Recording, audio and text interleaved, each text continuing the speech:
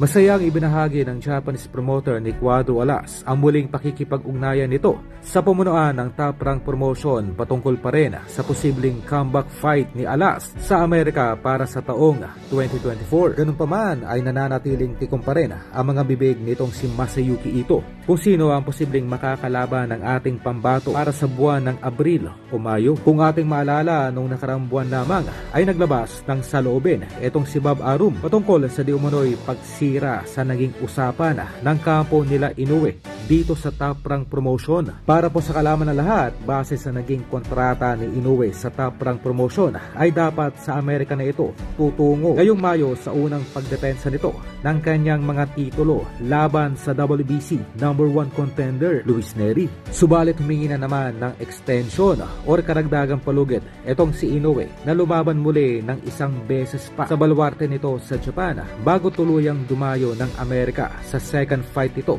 sa buwan ng Setyembre. Keep in mind ay may 2 buwan na ring pinaghahandaan nitong si Lolo Arum ang 2 laban para sa alaga nitong si Inoue. Sa oras na ito ay makarating muli sa bansang Amerika, partikular sa Las Vegas. At ito nga po ay kontra sa dating Unified Super Bantamweight Champion Murodjun Akhmadaliev na magsisilbing buena mano ni Inoue sa Amerika.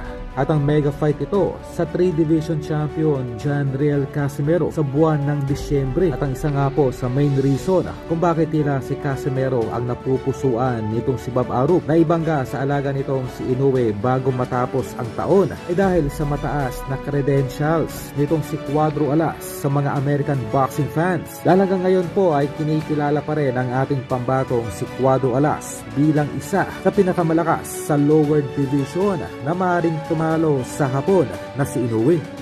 At sa mga gustong kumita buwan-buwan mula sa maliit na puhunan at gamit lamang din ang iyong cellphone ay pindutin lamang ang link sa baba ng description upang ikaw ay aking personal na matulungan.